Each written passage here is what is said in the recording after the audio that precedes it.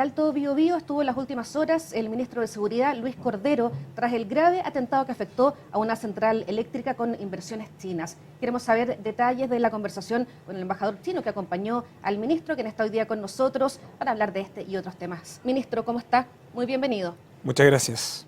Gracias por acompañarnos. A ver, cuéntanos tal vez algunos detalles de lo que fue su visita a esta central que fue gravemente afectada. Se habla de uno de los peores atentados que se han registrado en los últimos años. El atentado sobre bienes más grande que nosotros hemos tenido. El anterior afectó el 2019 a 49 bienes. Este es el más grande que hemos tenido en la macrozona sur. Desde el punto de vista de la gravedad de los bienes afectados. Hay otros atentados más graves, creo yo, porque afectaron vidas, pero desde el punto de vista de la cantidad de bienes es el más significativo. Cuando los hechos ocurrieron en esa madrugada, el día domingo, yo en una entrevista que tuve en Mesa Central, nosotros habíamos hecho la evaluación temprano y la decisión del gobierno fue transmitir al mediodía de que iba a ejercer la primera acción por ley antiterrorista en el contexto de la nueva ley antiterrorista. El día lunes yo recibí a la empresa, a sus directivos, a sus ejecutivos chinos, más sus directivos nacionales, acompañado del ministro Grau y también de nuestro próximo embajador de Chile en China, que hasta hoy día es el encargado del escritorio Asia-Pacífico. Y lo digo porque hago esta relación previa, porque nosotros preparamos el viaje que fue el día de ayer. Claro, porque algunos decían, ¿por qué no fue de inmediato sí, a la zona? Habían razones técnicas para eso. El equipo de la PDI, hay un equipo de la PDI especialmente dedicado, pero que además se reforzó. Ese equipo ya estaba instalado en el lugar. Habían trabajos previos que se habían estado desarrollando desde el día domingo, encabezados por el delegado. Así que la programación de nuestro viaje quedó para el día jueves. Martes y miércoles además estuvimos en Valparaíso por regla de uso de la fuerza, la renovación del estado de excepción. Y la agenda de reuniones nuestra ayer estuvo focalizada en tres partes. La primera fue la reunión de seguridad, que fue una reunión entre las autoridades de seguridad. Estaba el jefe de la Defensa Nacional de la zona, estaba Carabineros de Chile, pero estaba el general inspector Espinosa, que es el director de Orden y Seguridad Pública, pero también estaba la subdirectora de la Policía de Investigaciones, Consuelo Peña. O sea, lo que quiero decir es que fueron los cuadros más importantes de ambas policías también a esta reunión, más los equipos del GEDENA que estaban en la región. En esa primera parte nosotros hicimos una evaluación de los hechos ocurridos, de las medidas de seguridad, las evaluaciones previas de lo que sucedió ese día y de las medidas adicionales que se han estado tomando. A continuación nosotros tuvimos una reunión con la empresa, reunión a la cual la acompañó el embajador. Yo tuve además una reunión previa a esa reunión bilateral con la empresa, con el embajador, donde le transmití algo que nuestro canciller ya le había transmitido. ¿Qué les dijo el embajador en esta conversación y en este viaje? El embajador tenía una genuina preocupación sobre el atentado que había ocurrido, sobre la necesidad de que la compañía esté dotada de medios de seguridad, dado que ya va a iniciar la construcción, pero también estaba agradecido de la reacción del Estado de Chile. Yo en la reunión que tuve con la empresa y con él, me acompañaron desde el jefe de la Defensa Nacional hasta el delegado, estaban las policías. Una señal potente se quiso entregar. Y a mí me parecía que era necesario no solo por la reunión, pero la compañía me parece que también es necesario para cualquier proyecto de inversión que se encuentre en la macrozona sur. Y en general para cualquier proyecto de inversión. O sea, un atentado de estas características, un sabotaje de estas características, cualquiera sea el propietario, resulta sencillamente inaceptable. La seguridad es un elemento vital para el desarrollo de las inversiones. Y me parece que la visita no simplemente tenía que ser simbólica, tenía que ser operativa. En la reunión bilateral que nosotros tuvimos con la empresa, hablamos de una serie de medidas de seguridad. ¿Cuáles son esas medidas, ministro? Lo que pasa es que hay algunas que yo no puedo comentar públicamente. Ya, y otras sí, porque se ha comentado que... Hay otras sí, pero hay otras dijo, que no. hay anuncios, hay medidas, pero no dijo cuáles. Lo que pasa es que en los temas de seguridad yo logro entender la inquietud de la prensa. pero es mi responsabilidad también, por las características que suponen esas medidas de seguridad, esos compromisos, en que uno no las puede andar divulgando como si fueran anuncios de cuenta pública, en el fondo, ¿no?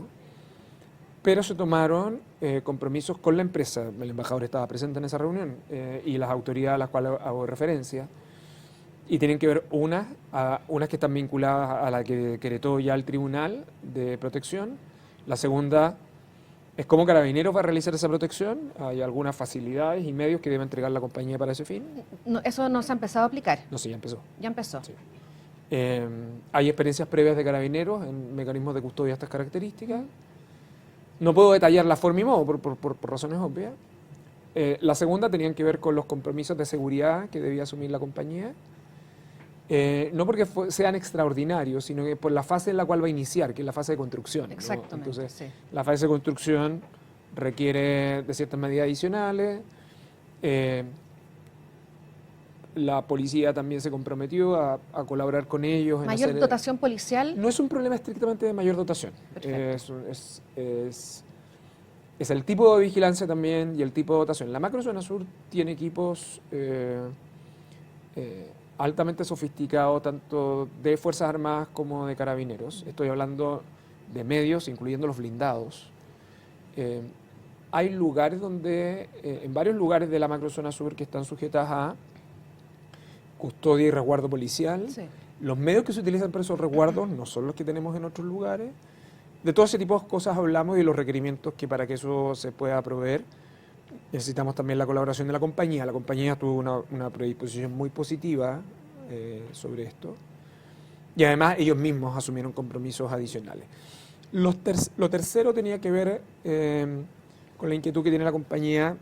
Recuerde que Rucalwe es un proyecto muy antiguo que venía de propietarios anteriores, respecto del cual el ministro Grau en su gestión ha puesto muchos esfuerzos para poder destrabar temas permisológicos que estaban pendientes. O sea, el Estado y el Ministerio de Economía habían hecho esfuerzos muy significativos. Entonces pasa esto. Y ahí hay algunos aspectos adicionales sobre la ejecución del proyecto, del cual también hablamos, que tienen que ver con el cumplimiento de la RCA, pero también con la proyección de obras, el número de personas, en fin. Luego de eso, que yo creo que es importante también como conversar, es que yo la última reunión que tuve la tuve con el alcalde de Santa Bárbara. El alcalde tenía una inquietud, por cierto, manifiesta, ¿no? De lo que había ocurrido en una zona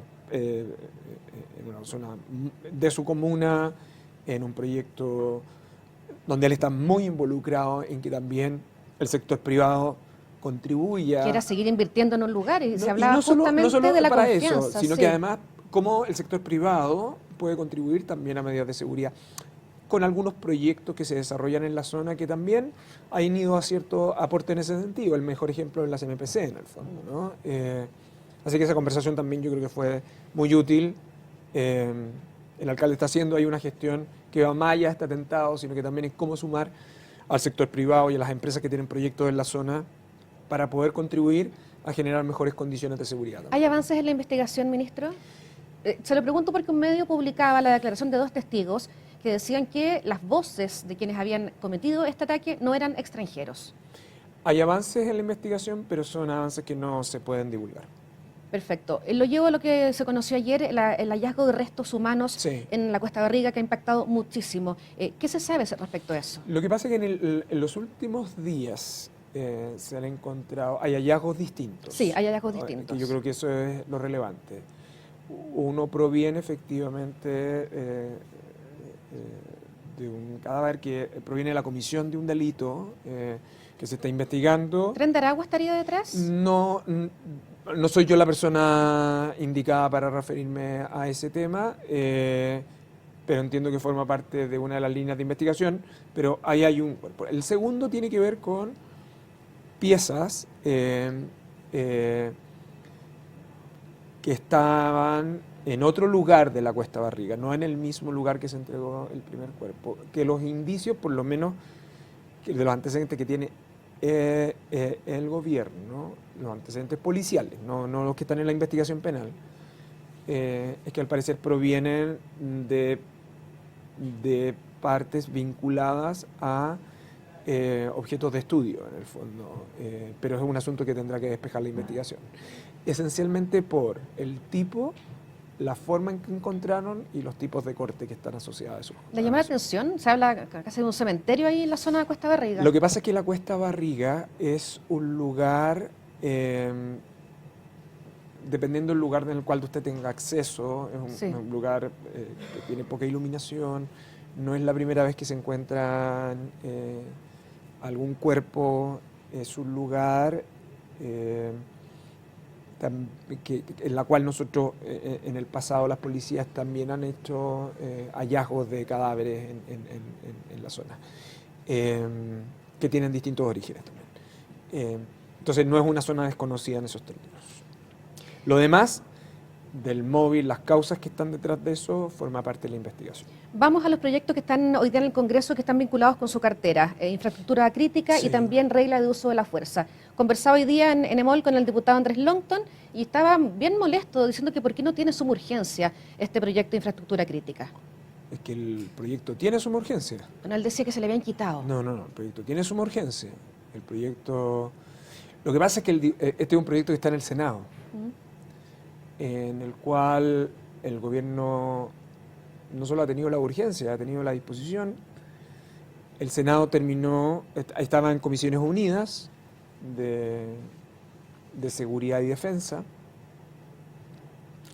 Tuvimos algunos avances, la última sesión fue la semana pasada. El Senado priorizó, porque eran las mismas Comisiones Unidas, reglas de uso de la fuerza. Así que el compromiso que adquirimos con el Ejecutivo y el Senado la semana pasada es priorizar ahora, bajo el liderazgo de la Comisión de Defensa, infraestructura crítica. Y eso quedó muy en evidencia, porque martes y miércoles estuvo discutiéndose en sala del Senado regla de uso de la fuerza, que se pudo despachar el día miércoles. Y el día miércoles además fue la renovación del estado de excepción en la Cámara de Diputados y en el Senado. Tercer año. Tercer año, renovación número 56. Pero además fue objeto de discusión por los propios senadores la necesidad de avanzar en infraestructura crítica, porque a propósito del caso Rucalhue, este sería un ejemplo que si tuviéramos vigente la ley, Rucalhue probablemente estaría declarada infraestructura crítica. ¿Por qué ha costado tanto que salga? ¿Infraestructura crítica? Sí. Yo creo que hay que ser cuidadoso en los juicios sobre este punto. Es un proyecto que tiene harto consenso, pero también la carga legislativa que ha tenido el Congreso. Estas son las mismas Comisiones Unidas que tenían RUF, o sea, no son el mismo número de senadores y senadoras con el mismo número de horas disponibles en el fondo. Y avanzamos muy significativamente con RUF, de hecho ya se despachó a la Cámara a tercer trámite. Yo no veo nudos estructurales en infraestructura crítica, para ser franco. Yo creo que los temas que podían ser más debatibles están suficientemente claros sobre los alcances de la infraestructura crítica. Uno de los aspectos que más preocupaba estaba asociado a reglas de uso de la fuerza en infraestructura crítica, y en verdad eso es un tema que despachamos en RUF, no acá. Así que yo creo que es un proyecto que vamos a poder despachar con relativa rapidez en las próximas semanas. No así tal vez regla de uso de la fuerza. El Partido Comunista y el Frente Amplio le están pidiendo al gobierno vetar ese proyecto. Sí, yo no tengo tan claro quién lo está pidiendo, y yo puedo haber estado en sesiones distintas a las que algunos estuvieron, pero... ¿Usted dice que esos dos partidos están de acuerdo? No, a ver, lo que pasa es que son dos cosas distintas. A ver. Yo creo que hay diferencias, por cierto. En el debate hubo diferencias. Lo podría ejemplificar sobre el establecimiento del principio de proporcionalidad. Sí. Entonces, la oposición decía es innecesario. Nosotros lo que decíamos es no basta racionalidad, también es proporcionalidad. Racionalidad es que el presupuesto del contexto para el uso de la fuerza se dé para poder ejecutarla. La proporcionalidad tiene que ver con el ejercicio en concreto, ¿no? Yo creo que hay dos interpretaciones ahí que al final, a rato yo sentí que era algo ficticia, pero más allá de eso, se rechazó el principio de proporcionalidad. El Ejecutivo considera que hay otras reglas a las cuales se hacen referencia en ese sentido. Lo segundo es que que se eliminaron expresiones vinculadas a regla de uso de la fuerza para grupos de especial protección.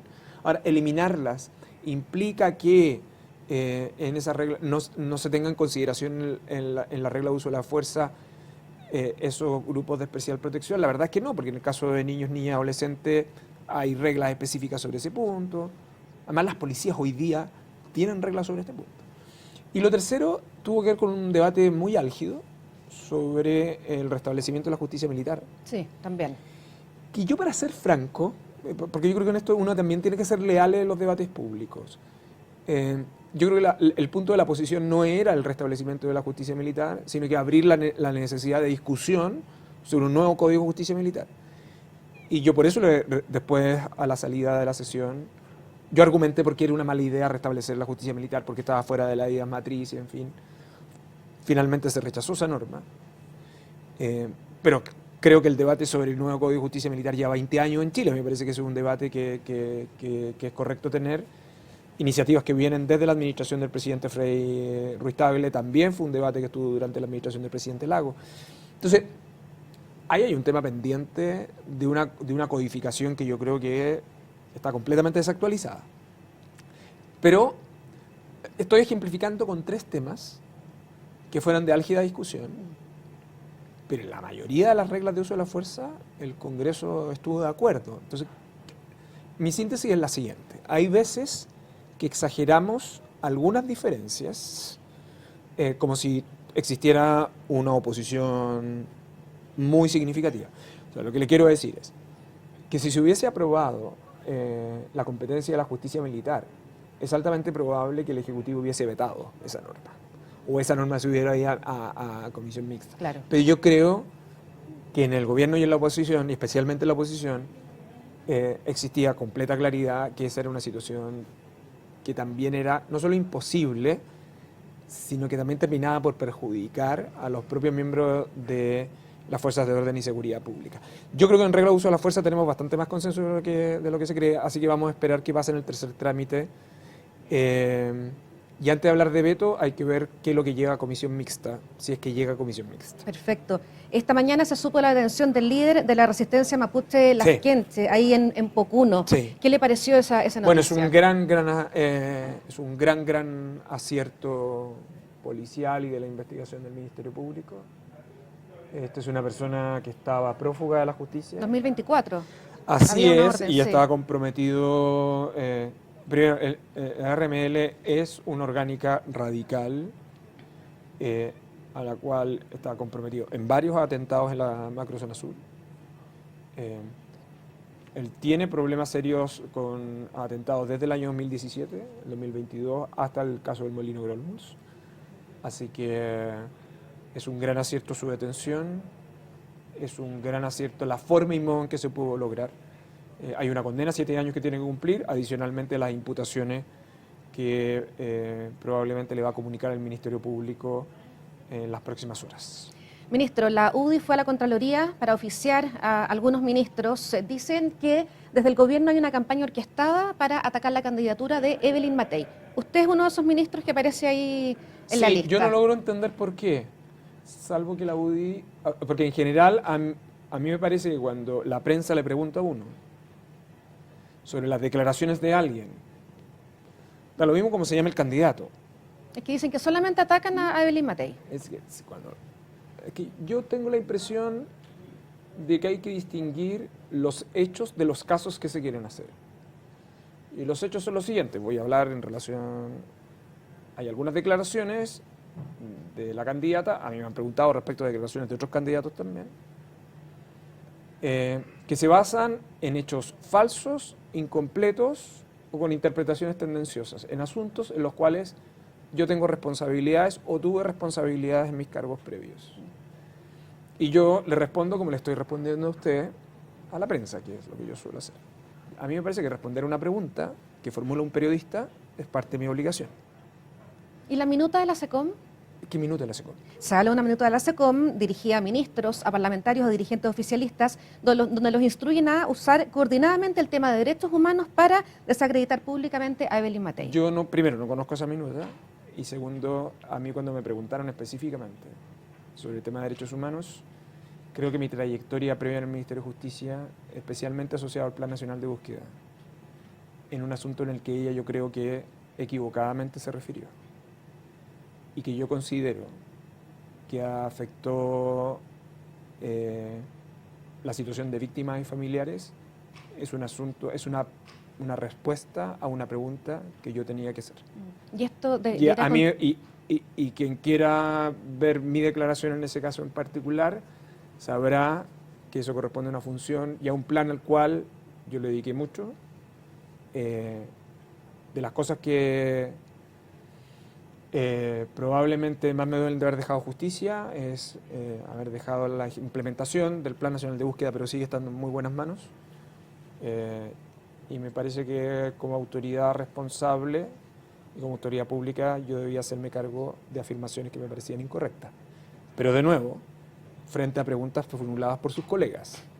Yo no ando respondiendo las declaraciones ni de ella, ni de ningún otro candidato, ni en redes sociales, ni autónomamente. Yo lo que hago es simplemente responder a preguntas que me formula la prensa. El presidente usó sus redes sociales. Pero usted me está preguntando por mí. El presidente de la República, como cualquier otra autoridad pública, y que es un estilo de comunicación de presidentes de la República, emiten sus opiniones por redes sociales. Yo creo que hay que tener cuidado en cómo tendenciosamente se quiere utilizar la expresión presidencia, que tiene desde el punto de vista legal y administrativo una definición bien acotada. Lo que probablemente busca esa presentación es evitar que los ministros se refieran a preguntas que le formula la prensa. Y creo que eso es no solo imposible, sino que me parece impropio. Ministro, sabemos que tiene una agenda bien intensa en esta nueva cartera, así que le damos las gracias por habernos acompañado. No, por favor, muchas gracias. Y ustedes quedan invitados a quedarse con nosotros aquí en emol.com.